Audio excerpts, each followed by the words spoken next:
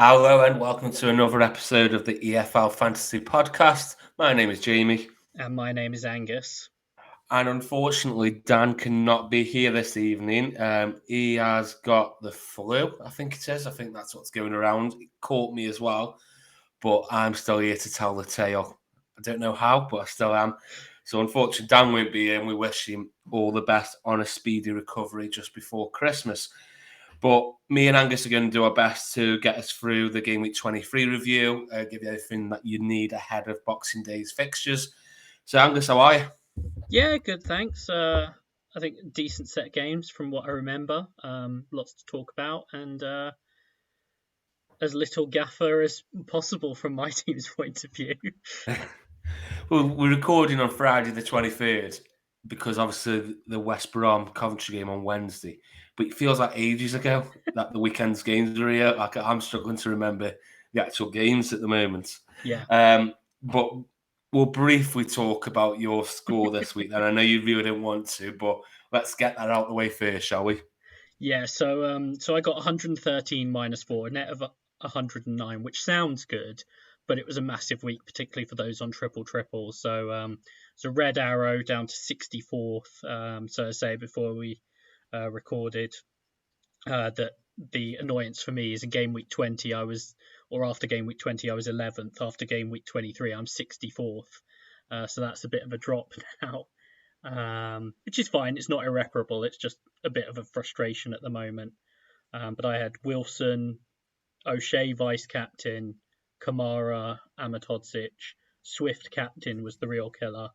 I had Allen for 12, Ndiaye for 10, Brownhill 2, DK 2, Pedro 16, and Victor only as the emergency captain got 26. So that was the other sort of killer for me, not having any armband on him. But Red Arrow, going into the game week, I was 36, so 36 down to 64. Not a disaster, but need to start getting that back a bit now. It shows how much this game can swing, though, doesn't it? Just like 1 week like that, you're on the wrong side of something, and boom, you rank horse. And I think that could be a positive thing for people who are ranked 100th, 150th, maybe. Smashed your boost, especially, and you're right up there. If you remember me, I was around in the hundreds in the first season, 127th. Played a boost, game week rank 1, and then the next thing I was 10th. Yeah. Within 1 week, it just literally goes like that. So I have every faith that you'll pull that back and you'll get right back up there. Me, on the other hand, I did get a green arrow, but it's impossible not to get a green arrow when you're ranked where I am. So I have gone from I'm a liar. I've got a red arrow. It's showing green on the home screen for some reason. No, I had not. I didn't scroll down far enough. I was 308th before the week, and I'm now 273rd, and that's with a score of 133. So, like you say, it was a big scoring week this week. I thought, I'm on for a good week here. I could jump up quite highly with 133. Then I look around at everybody else's teams, and people have played triple, and just left me for dust. So, still not getting great for me, but I'll be happy with the score. Wilson 10. Kamara 6, Egan 8, Wallace captain 36, Ndiaye 10, Pedro 16, and Victor vice captain 39. Blanks from McBurnie, Brownell, Baker, and Isaiah Jones. So we move on to the next week. Before we do, the pod team, how did that get on this week? So the pod team did better. 138 minus 4. No boost on that, but we had Johansson in goal who got 8. Laird came off the bench with Luton being postponed for 8, Kamara 6, Amatodzic 4. We brought in and captained Jed Wallace, which was 36, Swift 6, Sema 8, O'Hare 12, Ndiaye 10, Sims 1, and Victor as vice captain for 39. Nice. And how did we go on against the guys on Gaffr guys in the community? So we lost to the community team who played Follow the Leader this week. But beat the guys on Gaffr. So second place this week, which, given that the community team managed to play Follow the Leader this week on the Coventry and West Brom players who basically all got some form of return this week. it's to be expected losing to them. Yeah, we'll take it and we'll move on. Right, let's get into the games then from game week 23, and then we have got quite a lot of Twitter questions, so we'll go through them. And if we have time at the end of the pod, we'll go through our game week 24 predictions like we've been doing over the last few weeks. So we'll start then, where all the main talking points are from. It was the double game week of Coventry and West Brom. Coventry drew 3-3 with Swansea at the weekend after throwing a 3-0 lead away. West Brom beat Rotherham 3-0 comfortably, and then Coventry went and beat West Brom 1-0. Why don't we start with Coventry? Angus, what are your thoughts about them? Yeah, so obviously this, it's a good week for them, but it could have been a great week. As you say, they were 3-0 up against Swansea with goals from, I think, Panzo, Allen, and Viktor. And I think for those who had sort of gone for all the sort of remotely owned assets, they all had a return of some sort. Harmer had an assist, Viktor had a goal and an assist. I think O'Hare had an assist. Some people like me had gone with Allen, who got a goal. Panzo was quite well owned. He had a goal. Although I think he was less well owned than we thought initially. Yeah. I think more people have gone with Bidwell. So that was all going great for them, and then they managed to concede 3 goals in the last half hour. I think they conceded, it was something like 3 goals in 18 minutes or something to draw the game, which has got to be pretty frustrating for them, really, particularly in such a strong position. And they have been, relatively solid. Yeah, it surprised me because defensively they're pretty good. Yeah, And then to so throw 3 goals like that away, which they weren't great goals. Yeah, it's just a bit of a collapse, really, which, like I say, is unlike them, but they still came out with it with a point at least, and then went and got a very good win against West Brom. Yeah. Before we get into that game, West Brom, then they obviously beat Rotherham at the weekend 3-0. Good performance by them. We kind of expected them to win, even though I was just waiting for that 1-0 Rotherham. Not because I rate Rotherham, it's just what they do. What were your thoughts from that the weekend? Yeah, it was a little bit of a frustrating one, obviously, for me, having taken the punt on DK and having Swift over Wallace, but I thought they were very good. I thought they benefited from bringing Rogic into the team. I've spoken on previous pods about how highly I think of him as a player. It's easier for me to say now he's no longer a Celtic player. But I mean, you could see the sort of extra quality he brought. I mean, you could see it in the previous game, last game week, where he with his finish for the goal, but then his pass through for Wallace for the first goal sort of showed what he's capable of giving them. Wallace, obviously in great form, took his goal well. The real shame, and it was fair enough because he wasn't really doing anything, was DK going off before even 60 minutes. I think he missed out by about 3 minutes or something, but I couldn't really argue with it. And then Dean Garner came on. I think he'd been on for something like 14 seconds or something. Yes, he was really short. He scored straight away. I thought he missed it at first when I watched the highlights back. And then you had the Thomas Asante goal where he wins the penalty, misses the penalty, and then scores, which, because of the Gaffr scoring, is actually better for him because he gets the full 5 points for scoring rather than the 3 points if he just scored the penalty. Yeah, it's a bizarre rule at Saints where you don't concede any points for missing a penalty, because when he missed it, we've been playing this now. This is the 3rd season, so 2.5 years, and every time someone misses a penalty, my first instinct is get in. If I don't own them, they've just lost points, and then I have to remind myself that's irrelevant. Shame that they didn't let Jed Wallace take it. From my point of view, I was hoping that he'd take that penalty.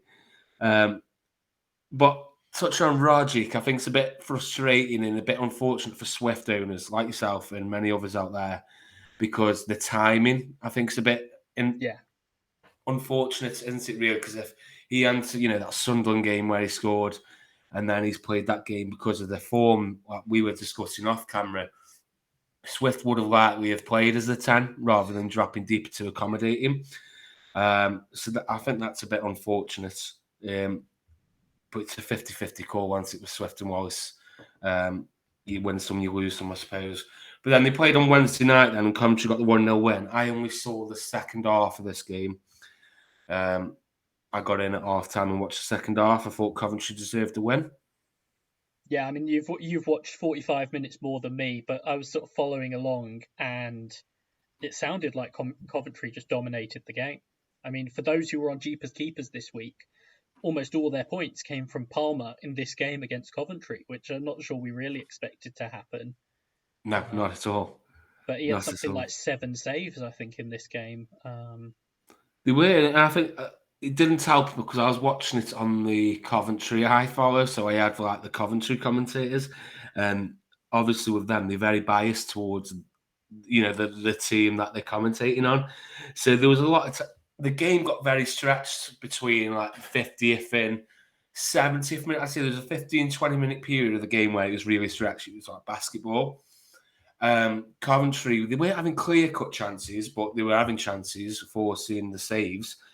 But the commentators were making out Hamer was playing long, hopeful balls, and he was just going to the centre-backs, and they were making out like he's just done a 60-yard cross-field ball that's gone straight into Viktor. He didn't even touch him. But I thought they were very good defensively, and I thought if there was going to be a winner, it'd definitely be Coventry. But I think what's interesting about this is I'd have probably said West Brom to nick that before the game. But Coventry have done well, and they're the team who've still got the doubles. So a lot of eyes are going to be on Coventry assets, aren't they? Yeah, I mean, that's the thing. A lot of people who went on to particularly triple Coventry, if you weren't already, you're now basically going to be holding them through because they've got another double, and they're playing well. So it's almost that twofold thing because of their price as well. A lot of them, it's not stopping you from getting sort of those premium players as well by holding your Coventry players. You could go anyone you want, really, can't you? From Coventry, from a price point of view, they've got that double, but a lot of their upcoming games are at home as well. Yeah, They've got Sheffield United away this on Boxing Day, which is going to be tricky. yeah, but they've got back-to-back home games against Cardiff and Bristol City, which I really like their chances in them 2 games. They do go away to Burnley, which is a bit tricky just before the double, but then they've got that double, so. Coventry assets. If people aren't on triple already, I aren't. I'm on Viktor and Wilson. Who would be, the other assets we should be looking at? I think there's 3 for me, or 4, sorry, depending on what you want to do with them. Mm-hmm. So you've got Panzo at the back. He's a set piece threat. I think he had a couple of chances in that game as well. You've got Harmer. He's on a lot of the set pieces. He's ticking over in terms of returns, picking up much nowhere near as many cards as well. I think is a big thing. Because he was always liable for a booking, wasn't he? Yeah, I mean he's had 2 red cards I think already this season, but he's not picking up the bookings in the same way. And then the 2 that are playing behind Viktor, Allen and O'Hare. I think ideally for me, I'd go O'Hare. But the one plus point to Allen is he's playing regularly, and he's I think 5.1. So if for whatever reason you do need the saving, he's there, and also it then helps mentally when you have to bench them in the weeks like when they're going away to Burnley. It's easier to bench your 5.1 midfielder. That's very true. Actually, that is very true. 5.1 is on 92 points.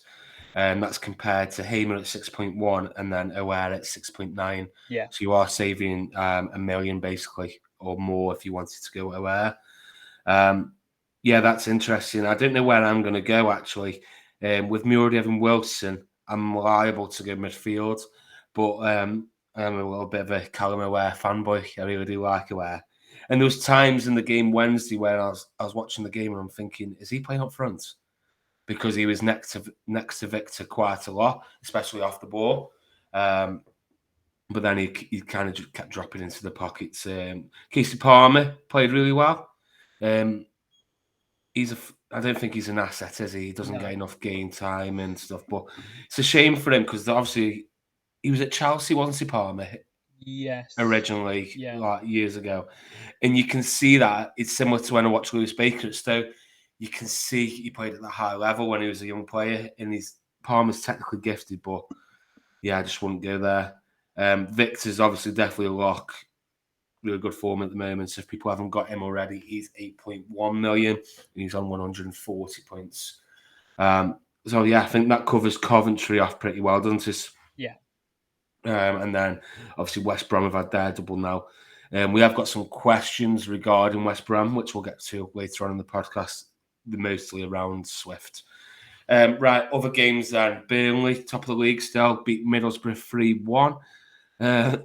This was an interesting one. I did think Middlesbrough were going to do them at one point, but then the quality of Burnley came through, didn't it, Angus? Yeah. So I think that's the big thing is because Middlesbrough have turned this corner under Carrick and are much better now, particularly when they went ahead, you sort of thought like, oh, they could do something here, because it's not the sort of team where when they go ahead against one of the better teams, you think, oh, well, it's only a matter of time before they lose anyway. Yeah. And then Burnley just sort of stormed back, obviously mainly inspired by Manuel Benson, who got 2 goals. Or the second one, he scored a cross. Like, let's be honest Yeah, here. it was a The cross. second one, he's crossed it in, and it's gone all the way through. Steffen's had a bit of a mare there. And then I think Howson got an own goal. And then we have to talk about the most ridiculous incident of them all, the penalty, the handball for it hitting the bar. Like, don't get me wrong, Connor Roberts tries to handle the ball. Because I hadn't seen this, and you and Dan were talking about this in the group. So I was watching the Stoke game at the time. So when I watched the highlights, and obviously he's hit the bar, but for a split second, I was like, what the fuck were them two on about? He's just on board. He's like clearly trying to punch the ball away. Yeah. And he's obviously at the bar, but yeah, it's not the officials' finest moments, let's say, is it? No, although when you look at it, if you don't realise it's hit the bar, particularly as the referee, if you don't realise it's hit the bar, as you said, like first time, we all look at it and think, he's handballed that. Yeah. And of course, the referee only gets one look at it. Now, the linesman should be able to say, no, that's hit the bar, because he'd Yeah. be in a better position to see that. But I mean, that's the other thing for me is Connor Roberts tries to handle the ball, like it just hits the bar instead. But and then the penalty is saved anyway, which felt like a sort of justice done moment once you realised he hadn't actually handled the ball. Yeah, I was a bit gutted though because Leanne's got Akpom in her team, so I was like, she was climbing Yeah. I think quite a steadily, few so I were on wanted Akpom that this goal. week. Yeah, I think that one again. It would have been a big hit if there were minus points. yes, it would. Yes, that rule definitely needs to come into the game. I Yeah. think it makes it a lot more interesting. But Middlesbrough, though, obviously 3-1 on. You look at the scoreline on paper and you think they've been battered away at the league leaders. I think they did well from what I've seen of it. Middlesbrough assets definitely coming onto the table now going forward, aren't they? Yeah, yeah. I think an increasing number of people will be on Isaiah Jones. He's one that I'm already working out. Well, I have been for a while, and then obviously there were things like the doubles to navigate, Yeah, working out how I get to him because he's playing right wing, um, and he's playing well, and he's a defender. So I think you'd watched Middle or something straight after Carrick had been appointed, and I remember you saying, "Yeah, Isaiah Jones playing right wing," yeah, and I think I got him in straight away. I think as soon as you said that, I was like, "Okay, I'll have him then." So yeah. I've gone there nice and early. Leanne's doubled up with Giles as well. In terms of Middlesbrough, though, you got Jones, Giles, Akpom. Is there anybody else that you'd consider? Um, I don't think so. I mean, I think you can look at the rest of the team if there's something in particular you want. Maybe you can save a little bit defensively because the team seems to be pretty nailed at this point. It's pretty consistent. You can look at what the team is and say, okay, barring sort of maybe one or two changes from game to game, it's going to be basically the same team. Like that Yeah. back four, basically every game is Tommy Smith, Dale Fry, Darrell Lenihan, Ryan Giles. So it enable you to have a little saving defensively, but that's going to be the defence and so on. So Yeah, I think I'd just pay the extra for yeah, Jones.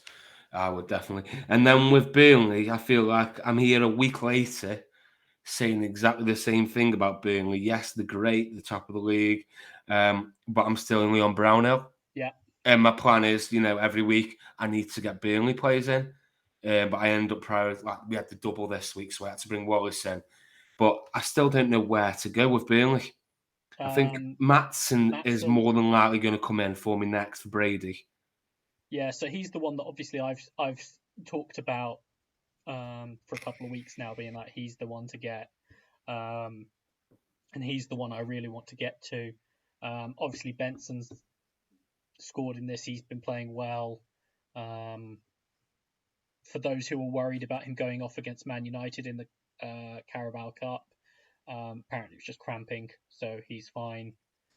So him, and the other one that I really liked, and then obviously because of the World Cup couldn't have him, was Zaruri. Yes, he started to hit form just before the World Cup, didn't he? Yeah, and he's back now from the World Cup. Whether he starts this weekend, I don't know. But if he comes straight back into the team, he's one I'll be looking at. But I'm not sure I'd be willing to go straight onto him because It's a of that. risk. I think it's going to be me. I think Maatsen is likely this week, but I feel with that the third asset to bring in, I feel like I'm probably going to wait a few weeks because the next 3 game weeks come round very Yeah, quickly, don't they? If we've got the Boxing Day in between Christmas and New Year, and then the New Year's games, haven't yeah, we? Before the FA Cup, so the next 3 game weeks are basically within a week, aren't they? So and a lot closer together than normal. So I'd like to think there's going to be a bit of rotation there, not just from Burnley, from most sides. So I might just pencil that one in and wait till after that. Next game was Monday night. Wigan 1, Sheffield United 2. Sheffield United got off to a great start. Obviously, Egan getting the goal, NDI getting an assist for Shaw. But then Wigan came back into the game second half and made it difficult for them. yeah. Yeah, I think the problem for them really was probably too little, too late. They let Sheffield United have sort of too much almost control of the game for a while, Yeah.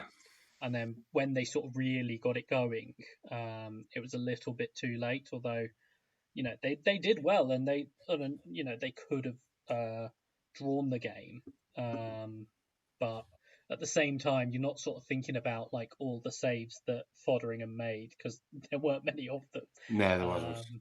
which I think is the problem really. But yeah, I think Wigan will feel slightly hard done by. Sheffield United will probably feel like they got away with one a little bit, but they got the result in the end.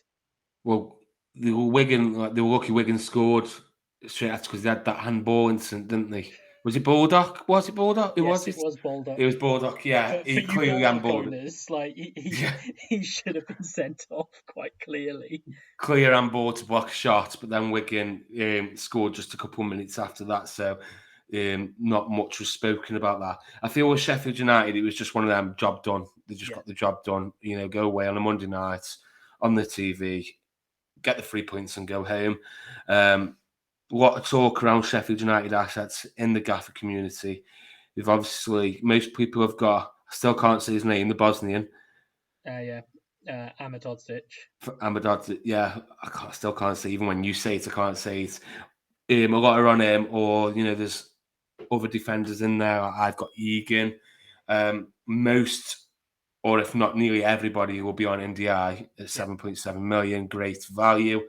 And then a lot of people will still be on McBurnie, like myself. And I know there's some questions regarding what to do with McBurnie. And I'm in that same situation because we know he had the operation, so we expected him, not to be struck straight back in the starting 11 during this festive period. But Billy Sharp scoring, can McBurnie get his place back? yeah, I think so. I mean, it's worth saying as well. McBurnie did have his court case to deal with last week as well. Yeah. So I think it might well have been, particularly with this game, sort of like leave him out of this one as well. Get his head in the right place. because he was playing so well before the break and was clearly the first choice. And the way Heckingbottom was talking about him, I think he clearly views him as first choice. Yeah. And I think it's sort of like a Billy Sharp that's scoring goals is sort of a nice second option to have. But my expectation is that McBurnie will still come back into the starting lineup at some point. And with 3 games in 7 days over the festive period, Billy I Sharp wouldn't. sure as shit is Yeah, playing all of he's definitely not those. going to play all 3, is he, Billy Sharp? So McBurnie is going to come in, isn't he? It's just whether he comes in for the Boxing Day game against Coventry, or does he come on again and then maybe start away at Blackpool on the Thursday? Which I think is what you'd want. That's what I'd want. Yeah, let Billy Sharp do all the running against Coventry and let him come Yeah. on for the last 20 against tired legs, and then play against Blackpool. It's just it's a tough one because we know how important these 3 striker slots are in Gaffr. Yeah. So when you've got one of them who's just had an operation and then being on the bench for a few games while his replacement is scoring goals, it's a little bit worrying. But I think because I've got other issues to deal with, I might just see how it goes for this upcoming game week. Yeah. And then just see what the signs are then. Next game then, Huddersfield, they lost at home to Watford 2-0. João Pedro with the brace, so good for the owners there. Didn't see much of this game. I only really saw the goals on the highlight show, so not really sure how well Watford played. Did you see more than me? Not a great deal more. I know that Huddersfield did have chances in this game, but Watford, particularly with their extra quality of João Pedro, that can make all the difference, and it's the reason why both he's such a good asset and the quality they have make them, a threat in any game. Yeah, Saar played Yeah, as well, didn't he? Which basically Dan had convinced me Saar was never going to play for Watford again, and as soon as the window opens, he's gone straight away. So, which helped me in my I sold Saar, and then I was like, oh, actually, I don't feel so bad about selling him now. But I don't know. What would you do? If people have still got Saar, would you keep him or? I'd probably keep him at this point. If you've still got him, if you haven't gone to a Wallace or a Swift or whatever, I'd probably hold on to him. There were lots of comments about him staying away and whether he was pushing for a move. I think their game was on the Sunday. I think it was against Hull, and he Yeah. was back in training Monday morning. So it was clearly just an issue of that game because I think he hadn't had a training session with them before that game. I still think there's a decent chance he leaves in January, in part because come January he's got 18 months left on his contract. If someone comes in with decent money, they're probably going to be more likely to take it. But I think for the moment, if you still have him, I'd probably be looking to hold. But you wouldn't be bringing him in there, would you, if you sold him? No, I think there's too many other sort of good options and that potential issue of like you might have to sell him again in a couple of weeks. Yeah, which is a shame because if I hadn't got João Pedro, I'd probably be tempted. I don't know if I would, I'd be tempted. But I like the 3 fixtures over Christmas. Yeah. Millwall at home, Swansea away, and then Norwich away. People look at Norwich and maybe see red, like on the fixture ticket. Yeah. But I see that as a really good opportunity for Watford away at Norwich. But I'm there on Kamara and João Pedro at the moment. Would you recommend anybody else? I think Sema's still a decent option, and I think Ngakia is a good option. I think he's 5.3, which getting into that, he will still get forward from the right back position as well, but getting into that Watford defence at 5.3. Yeah, it's a lot cheaper than we're getting on Kamara. Was Kamara 6 still, is he? Or 6-1, I want to say. No, 6 years on mine. I don't know if that's because I've got him. Is that my selling price? Watford. Come on. Yeah. Oh yeah, he's 6. Yes, you're saving there, aren't you? If you went on 0.7 still saving, or like it makes it more feasible, I think, to go on the double up. You can sort of look at it and say, yeah, you've got 6.0 defender and a 5.3 from a team like Watford. That's not unreasonable to do. No, is Ngaki? Do you think Ngaki is nailed then? No. I think so. It sounded like Bilic likes him when I was reading the comments when they came back, and it's basically like he could have played a couple of games at least before the World Cup break, but they wanted to make sure that he was sort of fit and healthy and whatever. And you know, Gaspar's too old to play sort of week in week out at this point. He's like 35 or whatever. Yeah. And Dan Gosling, who had been filling in there, is out for a long time. So I would think Ngakia is nailed at this point. That's interesting. Definitely something to look at. Um, Birmingham then, they beat Reading on the Friday night, 3-2. Entertaining game. I missed, where was it? What did I do? I can't remember what I was doing on Friday, but I know I definitely missed this. And I got back to the car and saw the updates. Oh, great. But your thoughts from this one? Yeah, one of the you know, there's been a theme recently of me sort of admitting I was wrong about players. Now, obviously, one of my first sort of nemesis on this podcast was Troy Deeney. Yes. My whole thing about Watford a couple of seasons ago making their promotion run when Troy Deeney went out of the team. Now, I'm not going to apologise for that based on this game, but it was quite funny to see Deeney. He got a goal in the second minute, and then he scored a penalty. And I was sort of like, I thought it'd be tight, potentially dull. And then it was sort of like, it's 2-0 after sort of 25 minutes. It was 3-0 after 35 minutes. And it was sort of like, what's happened here? Yeah. Well, that's what when I got to the car and checked my phone, I was like, wow, I was not expecting this. And then, Reading, I think it looks closer than it was particularly when you look at the time of their goals. I know they had more chances and everything than Birmingham, but I think what you got to remember with that is Birmingham were 3-0 up after 35 minutes. Like that, naturally after that, Reading are going to have the bulk of the chances, but they didn't actually score until I think it was about 83 minutes, something like that. And then you look at Ince's goal in the 93rd, it was a Yeah. deflection, it wasn't great quality. So I think, it helped it look better for them, and it potentially helped goal difference wise, but particularly because I think some people will be thinking about either already owned Birmingham defenders or looking at potentially Birmingham defenders. And I don't think that should put you off. No, I don't. And I think there's great value in that Birmingham defence that you could have here. Trusty is on 117 points at 4.6. Colleen, I haven't said his name in ages, 4.7. He's on 109 points. Even Sanderson's on 96 at 4.6. So there's definitely value there. And Ruddy at 4.7. Yes, and goal. Yeah, if you're looking for a goalkeeper, 121 points so far for Ruddy. So Birmingham are going very under the radar, aren't they? They're just outside the playoff places at the moment. Yeah, I think only one team in the division has conceded fewer goals than them. That's pretty impressive. They're joint with about 3 other teams, but I think only Sheffield United have conceded fewer goals than them this season. I think I had these to go down as well in predictions because there was we all did. a lot of the off-field problems were going on, weren't they, in pre-season? But you're doing a really good job there. I really like the midfield. I ended up getting Bellick from Derby. I'll never know. That was about getting him a loan move to the Championship in the run-up to the World Cup, so he could play in the run-up to the World Cup.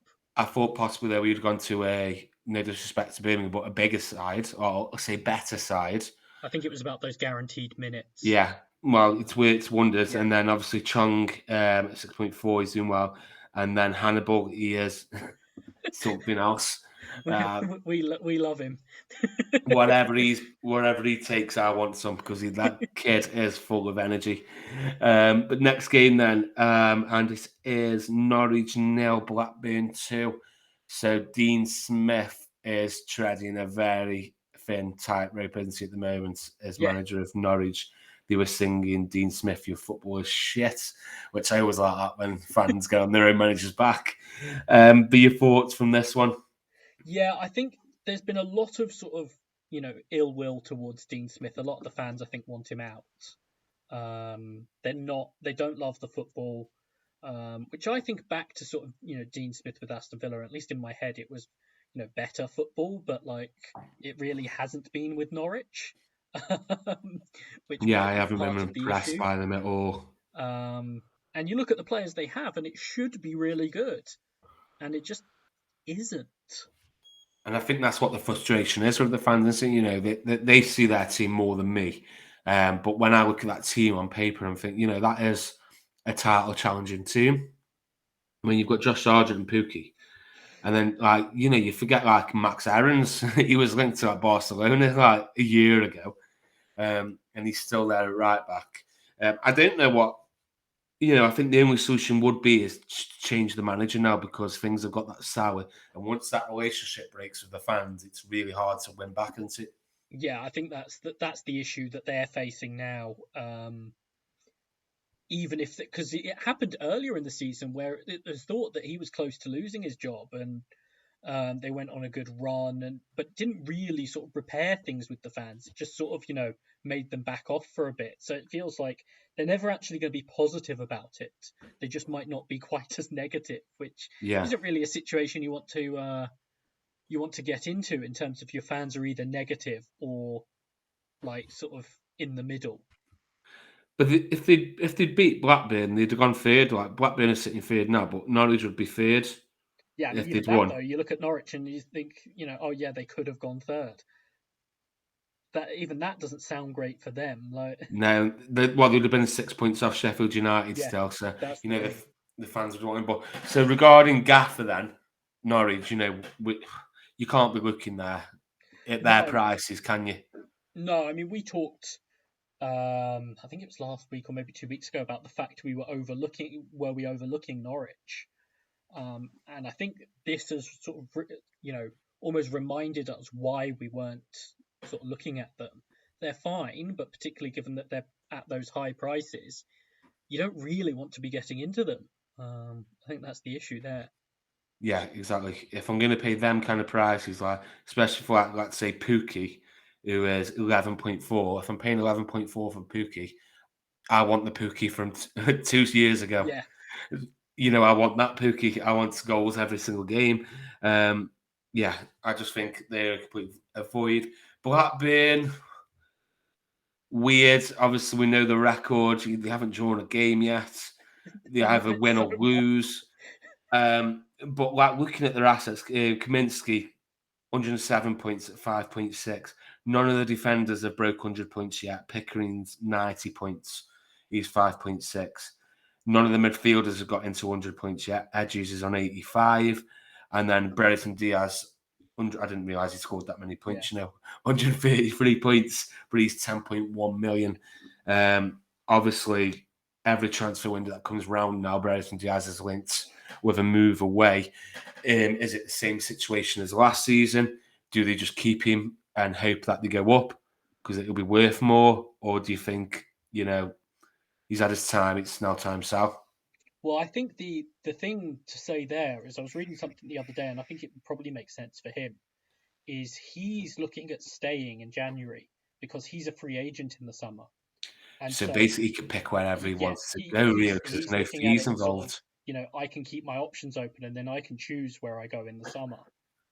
Yeah, because a lot more doors will open then when a club Yeah, hasn't got to pay the actual transfer fee, and he'll probably get a nice bump in wages as well because of that. yeah.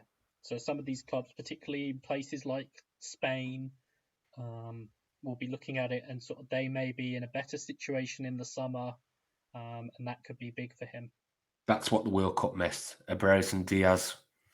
That would have been that his stock would have gone so much Oh higher there yeah, with a tournament over there.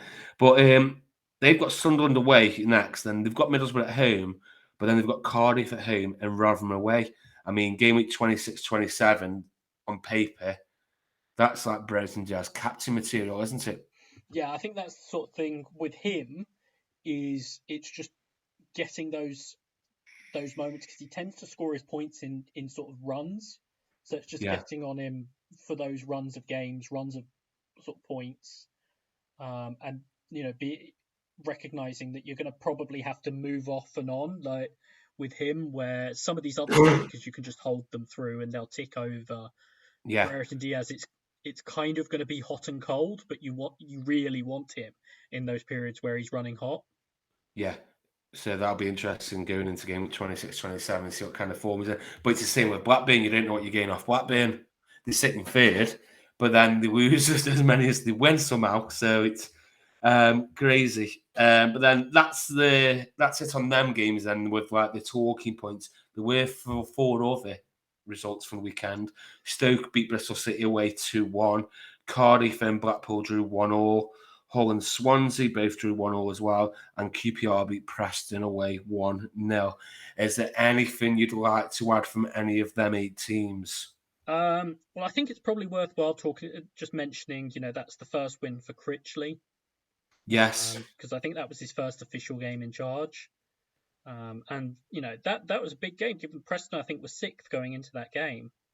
And QPR have jumped up into 6th by beating them. Obviously, we've put it in this last stretch because there's not much to mention about it, but just thought it was worthwhile to sort of mention. And then the other one being Ross Stewart coming off the bench and scoring for Sunderland. Yes, he's the one. Quickly on QPR, obviously, Chair should be back now, shouldn't he? Yeah, He should be available for selection. He's back. Yes. Yeah. So that could make them a lot better and make QPR assets. But yes, Stewart at Sunderland, I am very interested. He proved me wrong because every time someone scores a lot of goals in League One and comes up, I automatically doubt them. Yeah. Don't know why I do it, but Clark Harris when he come up with Peterborough, yeah, it just doesn't tend to have. But Stewart I think he looks the real deal. Yeah. A very good striker. And his finish here, real concern for them is, do teams come sort of knocking the door down for him? There's got to be interest in there from teams. There was big interest, I think, in the summer. So it wouldn't surprise me if that sprouts up again. But if Sunderland can keep hold of him, he could be a very good asset. So I hate it when I click on one thing on Gaffr and then I have to go all the way back and get into something else. Just looking at the Sunderland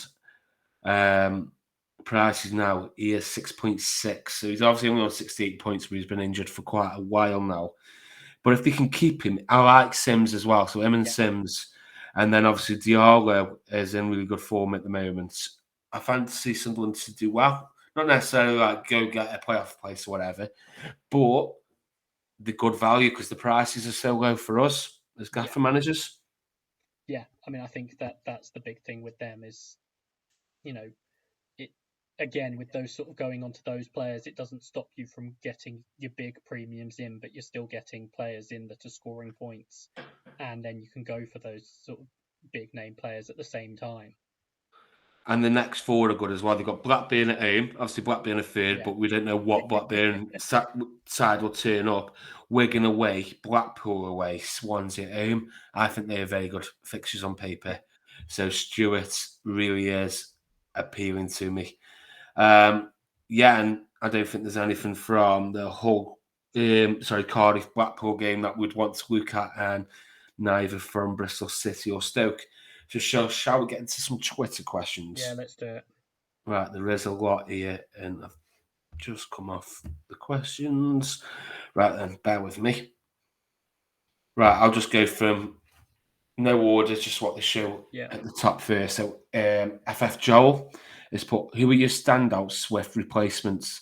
Best I can come up with are Benson and Diallo, but can't help thinking I'm missing a couple of other potential options. He already owns Wallace and Dike. Well, I mean, I struggled with this when I was looking through midfielders. I mean, there's a potential option of Ismail Assar. Yes. Chair. A lot of people will have come off him.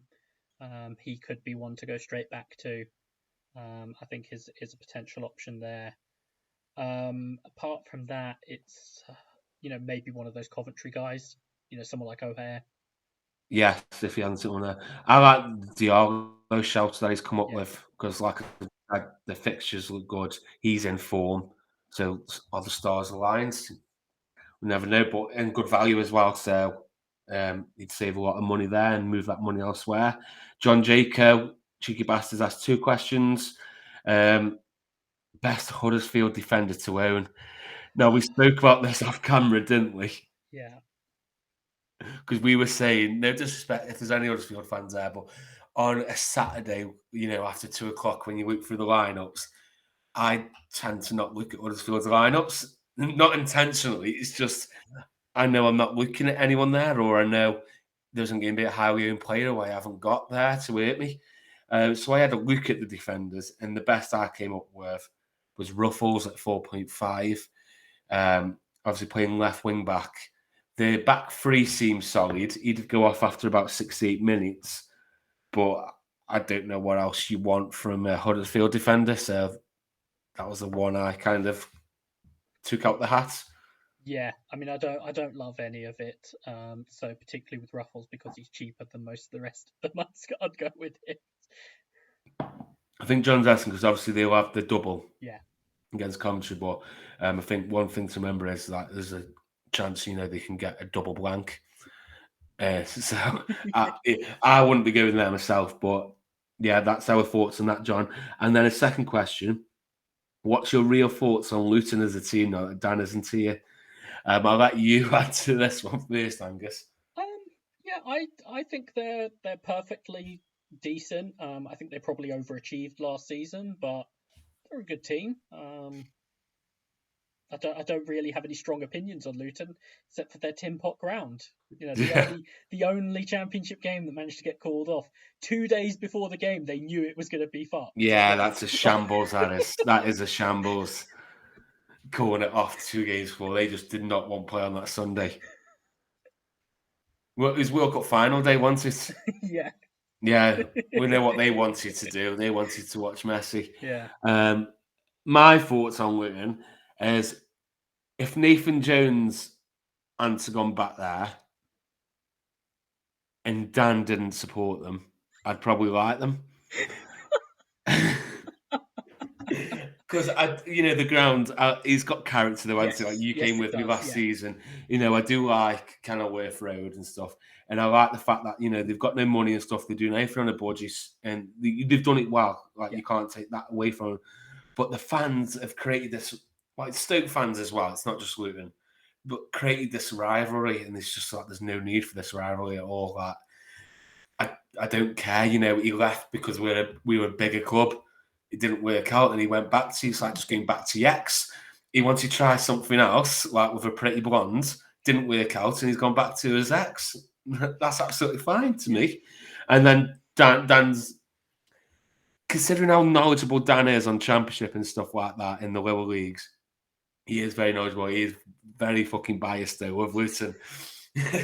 Like I haven't heard him once say Naismith is the best ball playing centre back this season. No. But I heard it a lot last season when he was at Luton. As soon as he left, like his defence was a liability. Yeah. Three at the back to mask for the fact he couldn't defend. Yes. So yeah, we've got your number, Dan. I know you'll be listening. We've got your number. Move on to the next question, and it is from FPL Commander. I have triple West Brom, and glad to have them, especially Wallace.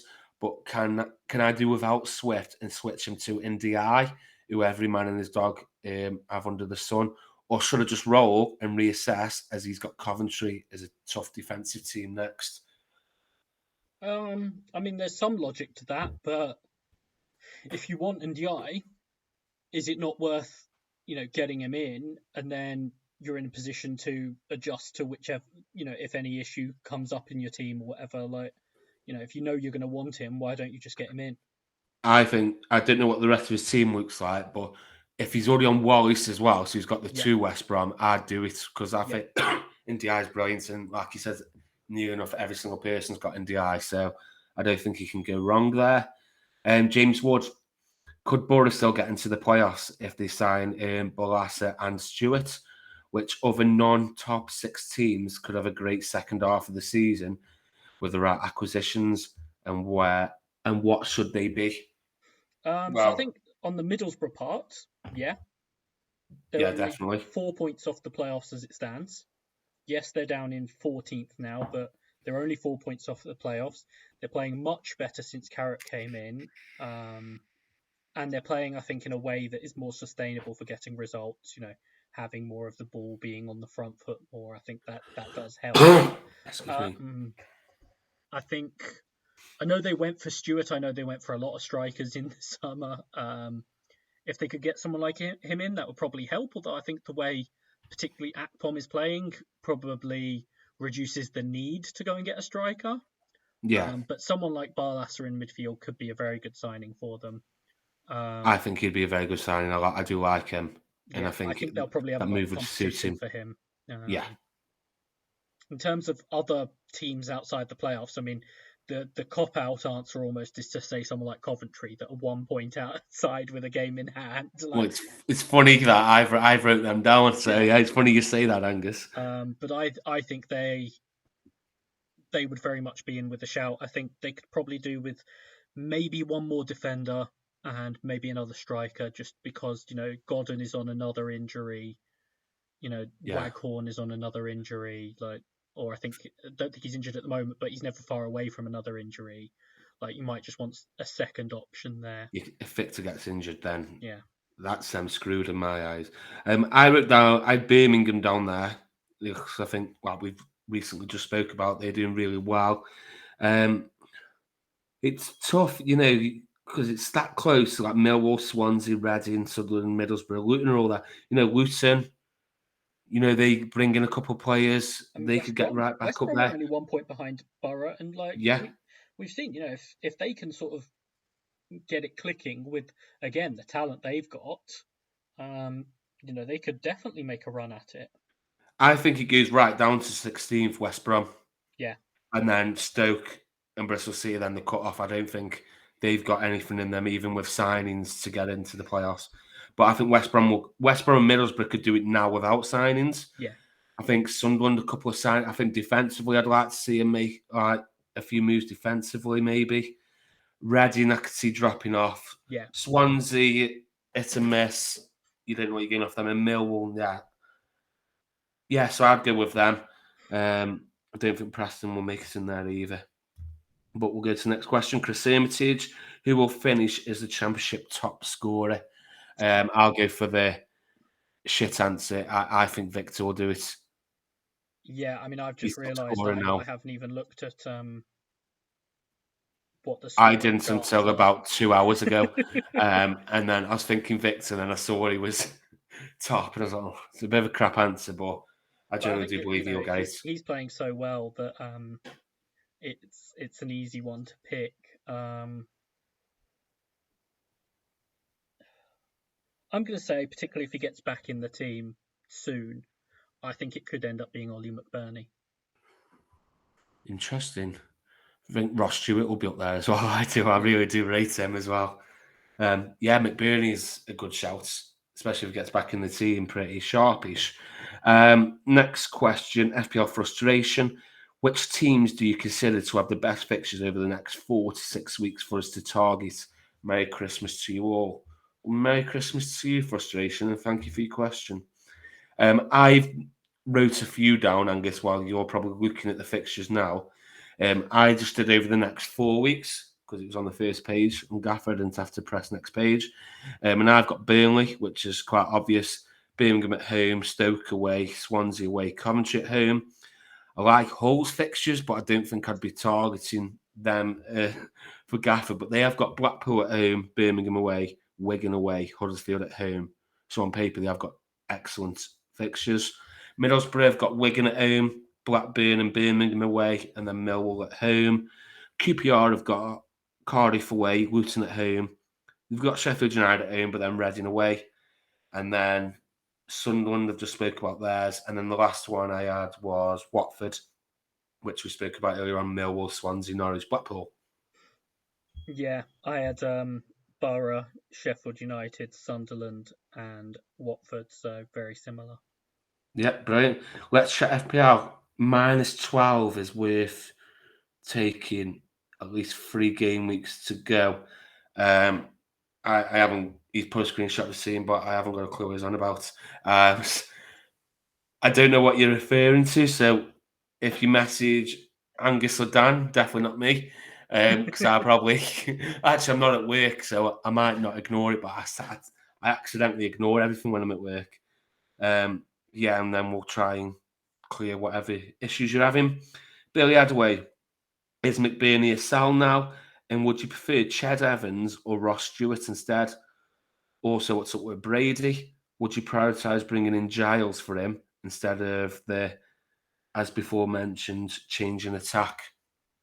So we've spoke about McBurnie, haven't we? There was a lot going on in that question. I'll break it down for you. So we spoke about, is McBurnie a sell now? But if you were going to sell him, well, if Billy was, would you bring in Ched Evans or Ross Stewart? Stewart. Yeah, I'd give Stewart all day long. And then he's put what's up with Brady. Would you bring Giles in for him rather than bringing Ross Stewart in for McBurnie? I don't know what's up with Brady. Full disclosure, when we're recording this, I'm about halfway through the team news, so I don't know what's up with Brady. But I'd be looking at something like that anyway, particularly because I sold McBurnie to take the punt on DK, but otherwise I'd be sort of inclined to take a little bit longer to wait and see on McBurnie. So I'd be looking at something like Brady to Giles anyway. Yeah, I think that would be definitely a good option. FPL Renari's best captain this week looks tricky. Do you like Akpom as an option? Now, that is a very good question, Renari, because I haven't looked at anything for that this Saturday. Well, Monday, isn't it? Not Saturday. So you've got the West Brom guys. They're playing Bristol City. Yes, away. They're immediately a option again. Burnley, particularly someone like, I think this could be a week for like defensive captains. So like someone like Matson at home against Birmingham. And he's mentioned Akpom. Isaiah Jones. Yes, against Wigan. That is a good shout as well. I think West Brom against Bristol City. Wait, did you see Bristol City's defending for Stoke's 2 goals? That's horrendous. I didn't know they've managed to let us score 2 goals. That is the only way of doing it. I think I tend to agree with you. I think this is going to be a really difficult one. And hopefully it does vary a lot throughout the game this coming week. So we get a lot of different outcomes from the week. But I think, Middlesbrough is a good one at home to Wigan, definitely. I also like the idea of Watford, but they are the 12 o'clock kickoff against Millwall. I don't like that. Humans can't be doing that. Editor, after getting DK in for the double, is it worth keeping him or moving him straight out? So you're perfect to ask this to, Angus, because you did it. So what's your thoughts? I don't know. Fair enough. I think it's a tough one. Didn't make it to 60 minutes, and then came off the bench in the next game. Yeah. And I go back and forth on whether it's worth holding him, particularly because they've got some decent games, or whether I should just cut my losses and go elsewhere. If they weren't playing Bristol City, I'd probably say cut your losses. You know, it was worth the risk. Yeah. Didn't pay off. Yeah, just move on. But the thought of selling him ahead of Bristol City, I didn't think I could bring myself to do that. It could be massive. Yeah. They can't defend against Tyrese Campbell and Liam Delap, so they've got no chance against DK. So, yeah, I'd keep him. Shidabadababebe. That's what are your thoughts on Swift and McBurnie to Akpom and Wallace for a -4? I wouldn't. Not for a -4. In theory, you go into 2 better options. But like, if McBurnie comes back in the team, particularly the way he was playing before the break, you might well want him straight back again. They go into, Blackpool, the game after Coventry. Like, if he's back in the team for that Blackpool game, then you're happy. But I think that one's really tough. I think I'd do it. You do it. Yeah. I wouldn't. So that hasn't helped you one bit. We apologise for that. Okay, next question has come in. Oh, I don't recognise this one. Niall Fairbrother. Who are the best forward options for 7 million? Now, I need to get it up. I'm just going to say Ross Stewart. Chuba Akpom, I get forwards up. Max price 7. Which are doing all the options. Wow, Naki Wells is on 118 points. Yeah, I think a lot of that was early in the season. Yeah, and they obviously scored against us. Yeah. Akpom though at 6.1 Yeah, in Akpom, his Stewart. form. Those are the Sims main at ones. 5.6 as well, but Yeah. I'd go Stewart if I was going Sunderland. Thomas Asante, yeah, I think rotation risk now, isn't he? Yeah. He's going to come in and out of the team. And then good old Tyrese Campbell's there, 6.8 million. Definitely wouldn't go there. I think it's straightforward, isn't it? Stewart and Akpom, you're getting two really good forwards. The other one that I'd mention, particularly if you're thinking short term, is Bradshaw at Millwall. They've got the Watford game this weekend, but after that, they've got home games against Bristol City and Rotherham. When you put it like that, because when you first said Bradshaw, I was thinking Angus, he's had his one hat trick. Like, he's retiring now. But no, when you look at that, the fixture on paper, yeah, I would personally rather, I think Akpom would be number one. Stewart, because does he go straight back in the team now? Do they risk it over this festive period? It's a bit of a wait and see. Yeah, so I go Akpom, Stewart, and then I wouldn't say Bradshaw myself, but I can see why you suggested this. FPL Ronnie, no questions this week. Well, it was a thread on questions, Ronnie. Just wanted to thank all three of you for the brilliant effort you guys put in every week. I'm glad he's included me in that, Angus, every week. I was about to say, every week. Merry Christmas and a Happy New Year in advance to everyone listening also. Top man, Ronnie, appreciate that. I hope you have a great Christmas and New Year too. And I'm just glad that you included me in the brilliant effort every week, because I definitely didn't put a lot of effort in every single week. But I'm here. Yeah. Dan, the FPL fan, looking to replace McBurnie. I have 8.2 to spend. Billy Sharp seems an obvious go-to. Ooh, No. any other suggestions? If you're selling McBurnie, I wouldn't go to Sharp because No. I don't like sideways moves like that anyway, particularly when they're basically competing for one spot. You'll go McBurnie to Sharp, and then McBurnie will come back in the team, and you'll have to do the same thing all over again. I think Victor's the obvious go-to if you aren't already on him at 8.1. He's definitely number one. But then again, I'd go back to an Akpom. Keep an eye on Stewart's fitness. Yeah, but that's where I'd go, Victor or Akpom, if I haven't got him at 8.2 anyway. Next question, Skiao78. Why is everyone selling Swift? Was he that bad in the double game week? People are just reactive, aren't they? I think that's the thing about he wasn't bad, but if he's going to be sort of in that deeper role now rather than the number 10 role he was in before, particularly with the value element of how much he costs, it makes people think twice about it. Yeah. I would, but I'd also keep an eye on this weekend because there's every chance, he goes back to number 10. Yeah. And then you don't want to sell him before that game. I'm just saying that he plays as a number 10. So I wouldn't sell him yet. But if he does look like he is going to play in the deeper role, then I'd probably be looking at moving this just for that value. George FPL, best week to play the final boost. Are there any weeks sticking out? Massive fail last game week, not playing triple on Wallace Viktor plus another one. This is like I've asked this question through another account because this applies to me. I bailed on playing the booster last week, and now I'm looking for an alternative week to play triple. What are your thoughts, Angus? Well, 28 is the obvious place to start because that's the only double left for Coventry. Any news on Luton Millwall moving into them? Not yet. No. And I don't know how much notice we would get on it going into there. But it is possible. That's the one thing I will say. It is possible for that to go into 28. So obviously, if that goes into 28 as well, then it obviously becomes a massive week to potentially play triple, where you could have something like Viktor, Bree, and O'Hare or whoever. But yeah, aside from that, it's it's difficult sort of finding a week where multiple of the good teams have good games sort of thing, which is the only other way you'd want to look at it, depending on who you've got as well.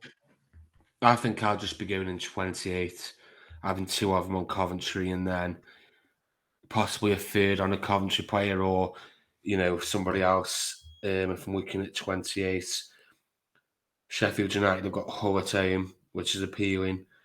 Burnley and West Brom play each other, which isn't ideal. Yeah, well, like for example, I saw someone played Jeepers Keepers this week, and Johansson was one of their keepers, who obviously had the penalty save.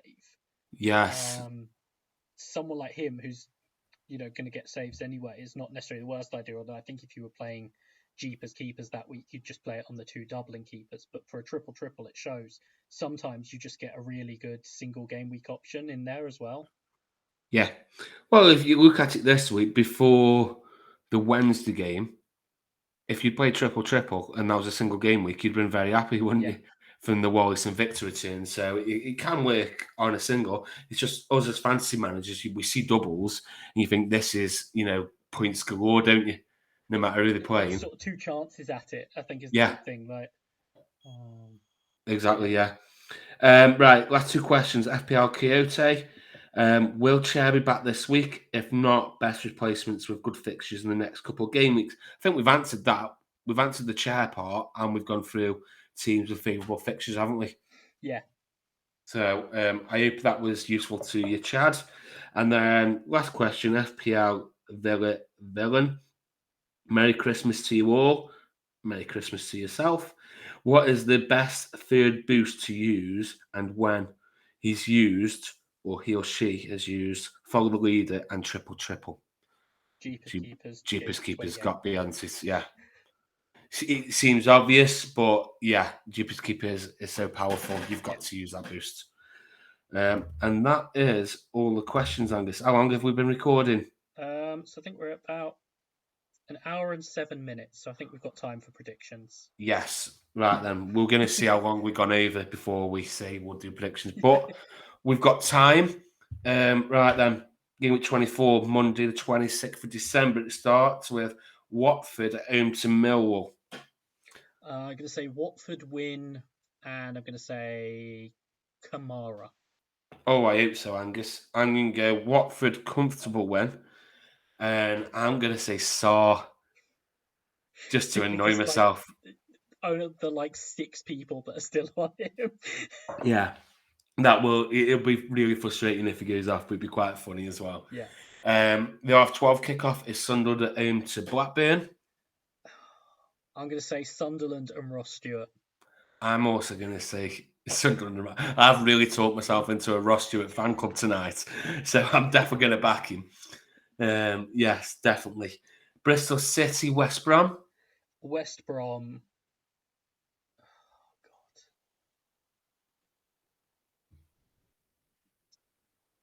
Daryl DK. Oh, interesting. I'm going to go West Brom, comfortable as well. And I'm going to go Wallace. Jacob Brown and Tyrese Campbell can cause damage to them down the right-hand side. Jed Wallace is going to have a field day. So, yeah, that'll be mine. Hull Blackpool. Oh, God. If all the games were on the red button, I would not be watching this one. I'm going to say a draw. And I'm going to say... So I think it's going to be 0-0. So I'm going to say Ekpateta. I'm going to say Hull, just because they've got home advantage. I didn't want to cop out with a draw like yourself, even though I want to say draw. And I'm going to say Estepunian. He's going to bounce back and finally get a goal after so long. Where we're now Middlesbrough, Wigan. Middlesbrough Jones. Middlesbrough, Akpom. I really need to sign Akpom as well because I really feel big on him. Preston, Huddersfield. Preston. Yeah. God.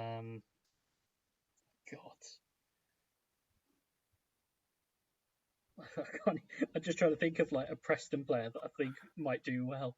I'm going to say Fernandez. Ooh, interesting pick. I'm going to go Preston win, due to home advantage again. Do I go Evans or Johnson? I'm going to go Johnson. Preston and Johnson. Probably a penalty, 1-0. I'll go for there. Rotherham Stoke. Stoke. Oh, yes. And Lewis Baker. Oh, I hope so, 'cause I've got Baker in my team still somehow. Yeah, we need to get revenge on these after they beat us 1-0 at our Where place. you absolutely battered. 29 shots, yeah, and didn't score. So, yeah, I'm going for a Stoke win. I'm going to go, can't believe I'm saying this, Liam Delap. Just like Dan backed him as a anytime goal scorer at the weekend, didn't seem to Goals be carded. to score and be booked. Yeah, brilliant. So yeah, I'm gonna go Liam Delap. Sheffield United, Coventry. I think Sheffield United just. And I'm going to say Sander Berger. Oh, nice pick. I'm gonna go draw, and I'm going for a. I'll go. Fuck, I don't know. I'll go O'Hare for bonus. I was gonna say Victor, but then I'm thinking a draw. No, I'll go O'Hare. Cardiff QPR, 5:15. I'm going to say QPR and Laird.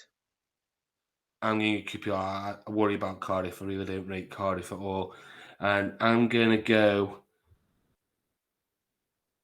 for Chair to return with an impact.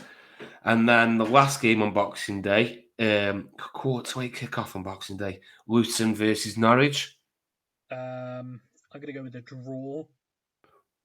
And I'm going to say Carlton Morris. Nice. I'm going to go Luton win. Is Adebayo fit? I think so. Yeah, I'll go Adebayo. Seems like Luton haven't played in years. Yeah. They only had like the one game called off, but it feels like forever. Yeah, I'll go Adebayo. And then the last two games, which are on Tuesday, which is annoying, but quite good for us. At least we can watch them. Reading versus Swansea. Could go either way, that could. Yeah. I'm going to say a draw. Yeah. And Ince. I'm going to go Reading and Ince. Reading just nick it, but I wouldn't be surprised if we went the other way. And then the last game of the week is Burnley at home to Birmingham. I'm going to say Burnley, and I'm going to say Maatson. I'm going to go Burnley, and I'm going to go Brownell to go between them. I'm picturing that to be low scoring, actually. Yeah. I'm not. Like, I think some people will think that Burnley will go big against them. I'm not sure they will. No, I think Birmingham could hold their own there, Yeah. and then just that little bit of quality will show through with Burnley. Right, that is a wrap then. That is the last podcast before Christmas. So we're recording this on the Friday, so you're probably going to listen to this on Christmas Eve, or maybe even Christmas Day if you want to get away from the family. If you have listened to this on Christmas Day, I hope you went in another room away from the kids. But yeah, I hope everybody has a great Christmas, and I hope you all get red arrows on Boxing Day. But other than that, nothing that we've missed, is there, Angus? No, I don't think so. Yeah, well, Merry Christmas, guys, and we'll see you at some point before New Year. Yeah. Bye. Bye.